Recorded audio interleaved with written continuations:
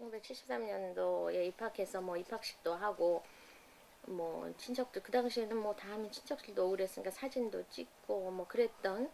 근데 이화여대가 캠퍼스가 굉장히 아름다웠던 것 같아요. 그리고 굉장히 깨끗하고 다른 대학에 비해서 이화여대가 굉장히 깨끗해요. 아마 여학생들이 다녀서 그런지. 그래서 잘 했는데 저는 대학교 들어가자마자 아마 그때가 겨울방학이었는데 저기 그 세월이라고 하는 말하자면은 제 친구가 탁봉심이라고 있어요. 걔가 그 우연히 송백희라고 하는 선배 언니의 권유를 받아서 세월이라고 하는 서클에 들어갔는데 저더러 들어가자고 했던 것 같아요. 그래서 이제 같이 들어가고 거기 들어가니까 백희 언니가 KSCF에서 하는 그 무슨 겨울 캠프 뭐 말하자면은 수련회 같은 거죠. 그런 게 광주에서 열리는데 거기를 가자고.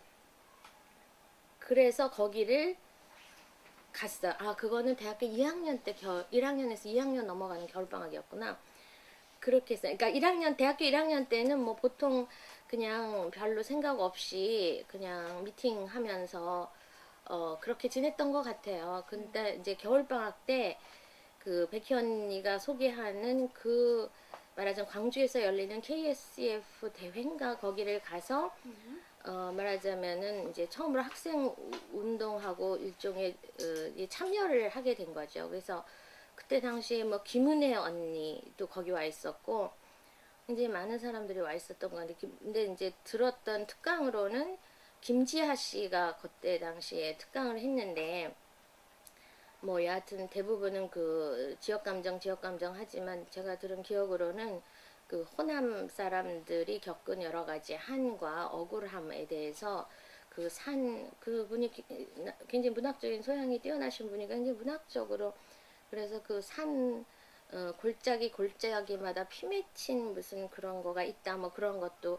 듣고 뭐 그 다음에 이제 KSF 쪽으로는 그때 당시 안재홍 선생도 와 있었고 뭐 그런데 제가 이제 너무나 열심히 들은 나머지 그날 제가 처음으로 컨택트 렌즈를 맞춰서 하고 갔는데 그걸 너무 첫날이라 몇 시간만 껴야 되는데 그거를 계속 듣느라고 분위기가 굉장히 열띠고 그래가지고 콘택트 렌즈를 끼는 시간을 놓쳐버려가지고 나중에는 그게 저녁에 뜰래니까 안 띄워지고 밤에죠. 막 붙어가지고 막 눈이 충혈이 되고 막 거의 안 보인다고 나는 실명하나 보다 그러고 엉엉 울고 그랬는데 거기에 의대생들도 왔던 것 같아요. 그래서 제 컴퓨터 렌즈를 컴퓨터를 했다. 콘택트 렌즈를 띄워주고 그렇게 해서 여하튼 이제 보내고 말하자면은 다시 그 광주에서부터 서울까지 기차를 타고 올라왔는데 그 당시에 신대균이라고 세문안교회 다니는 지금 친구라고 할 수는 없어. 저보다 한 해 위고 저기 정치학과 다녔던 걸로 내 기억이 드는데 이 사람이 우리랑 같이 앉아가지고 그때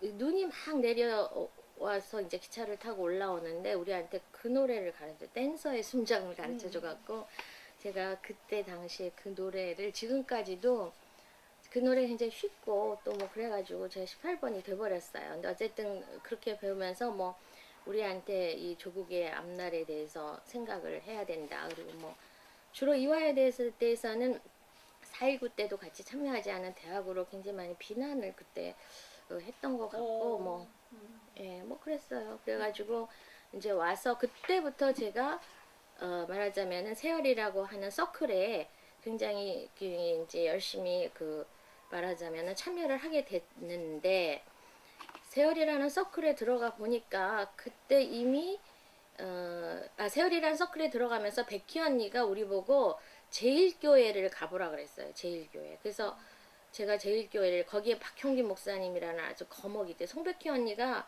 뭔가 상당히 카리스마가 짱인 선배 언니거든요. 몇 학번인가요? 저보다 한 학년 위인가 뭐 송백희 언니에 대해서는 지금 이대 철학과 교수하는 그 김혜숙 언니가 선배님하고 굉장히 친했어요 둘이. 그런데 그래서 우리가 내가 제일교회를 갔던 것 같아요. 제일교회를 가니까 박형규 목사님이랑 거목이 있고 그분한테 굉장히 많이 배울 수 있을 거라고 해서 저는 제일교회도 다니면서 이제 세월 활동을 그렇게 하게 된 거죠.